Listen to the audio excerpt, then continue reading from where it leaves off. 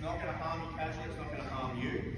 However, for whatever reason, depending on how the accident has happened, if the device, the SRS, the airbag system is still such as these, it has potential to deploy until the battery's been isolated. So just be aware when you're entering vehicles, working with your casualties, if there is an SRS system somewhere in that car, be aware of it if you can, and try to keep distance between it, because if it goes off, as you'll see again with this one, when it goes off, it expands quite violently. If you're between that airbag and a hard surface, it will force you into that surface. Anything that you're holding at the time will become, projectile as well. So we'll go again. Go to countdown.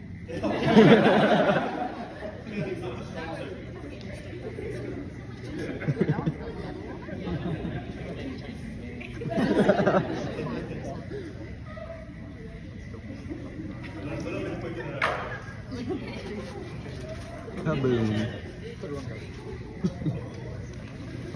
1, 2. 3, 2, 1.